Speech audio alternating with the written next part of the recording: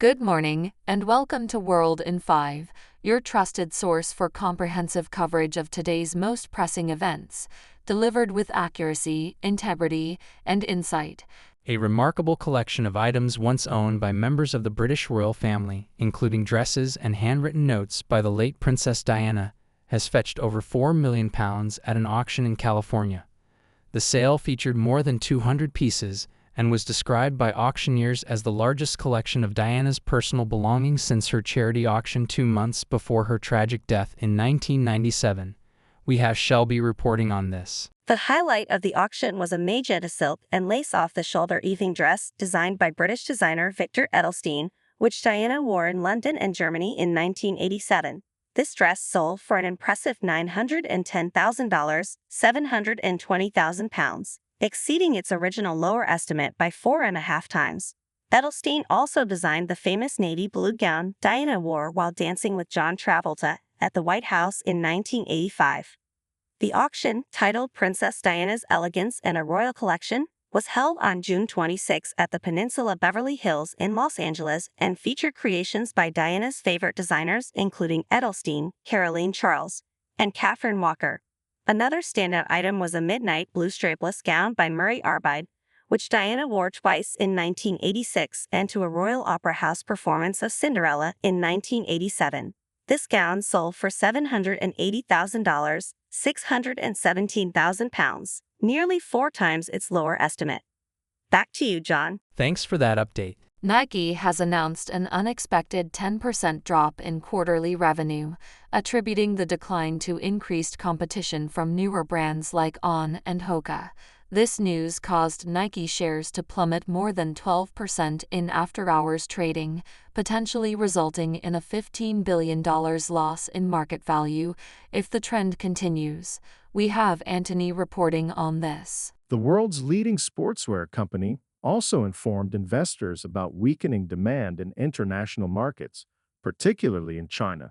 Despite these challenges, Nike remains hopeful that new product launches and a marketing campaign for the upcoming Paris Olympic Games will help the company regain consumer interest. The Paris Olympics offers us a pinnacle moment to communicate our vision of sport to the world, CEO John Donahoe stated during the earnings call. Nike also revised its outlook for the 2025 fiscal year downward. The company reported an 8% decline in its direct-to-consumer business, as some customers opted for trendier, up-and-coming brands. There's a sense that Nike just hasn't innovated enough. It hasn't marketed enough. It hasn't told enough stories around its products. Neil Saunders, managing director of Global Data Retail, told the BBC. He noted that Nike's strategy of selling through its own stores and website, rather than through wholesalers like Foot Locker, has negatively impacted sales.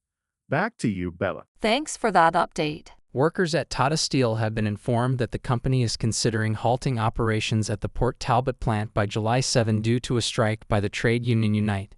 Initially, the company planned to shut down one of the blast furnaces by the end of June and the second one by September. We have Jensen reporting on this. Due to the strike starting on July 8, Tata Steel has communicated that it can no longer guarantee the availability of sufficient resources to maintain safe and stable operations. In response, the Unite Union described Tata's announcement to shut or pause the blast furnaces 3 months earlier than planned as the latest in a series of threats, asserting that it would not be deterred. The Welsh government has declared it cannot and will not support the closure of both blast furnaces. Back to you, John. Thanks for that update. This year, software firm 37 Signals expects a profit boost of more than $1 million, £790,000, by leaving the cloud. We have Alana reporting on this. To be able to get that with such relatively modest changes to our business is astounding, says co-owner and Chief Technology Officer David Heinemeier Hansen. The U.S. company has millions of users for its online project management and productivity software, including Basecamp and Hey. Like many companies, it outsourced data storage and computing to a third-party firm, a cloud services provider. These providers own massive data centers where they host data from other firms, accessible over the internet. In 2022, such services cost 37 Signals $3.2 million. Seeing the bill on a weekly basis really radicalized me. Heinemeier Hansen says, I went, wait, what are we spending for a week of rentals? I could buy some really powerful computers just on 1 week's worth of cloud spending. So he did. Buying hardware and hosting it in a shared data center costs $840,000 per year. Although costs pushed Heinemeier Hansen to act, other factors were also a concern. The internet is engineered to be highly resilient. Back to you, Bella. Thanks for that update. Thanks for tuning in to World in 5 for your daily dose of news and updates. Don't forget to hit that subscribe button and turn on notifications so you never miss out on breaking stories and insightful analysis.